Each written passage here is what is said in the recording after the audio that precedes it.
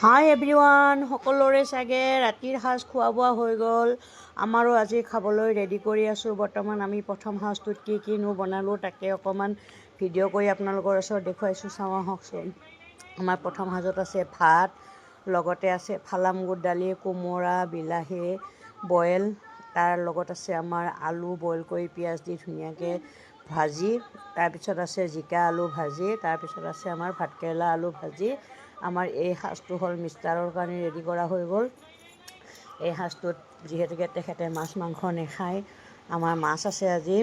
এইটো সাজ তেওঁৰ নিৰামিষ, সম্পূৰ্ণ নিৰামিষ। ভাজি 3বিধ আছে, লগতে দালি আছে। দ্বিতীয় সাজটো আমি এতিয়া ৰেডি কৰিম ডাঙৰ ল'ৰাৰ কাৰণে।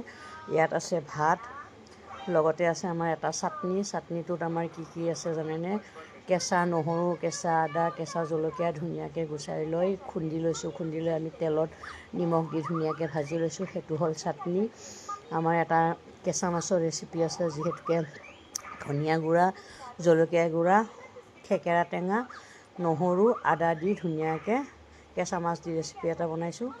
লগতে আছে দালি বইল আৰু ভাতকেৰেলা আলু ভাজি। আমাৰ দ্বিতীয় সাজটো আমাৰ এইটো ডাঙৰ ল'ৰাৰ কাৰণে ৰেডি কৰা হৈছে। আমাৰ আজি থালটো কেনেকুৱা লাগিছে? আপোনালোকে যদি ভাল লাগিছে লাইক কমেণ্ট শ্বেয়াৰ কৰি পেজটো ফ'ল' কৰি দিব। আৰু আপোনালোকে বাৰু কোনে কি দি খালে কমেণ্ট কৰি জনাবচোন। আজিলৈ সকলোৰে শুভৰাত্ৰি জনাই ৰাতিপুৱা লগ পোৱাৰ আশাৰে ভিডিঅ'টোৰ মাজৰ পৰা বিদায় লৈছোঁ। সকলোলৈ বাই বাই।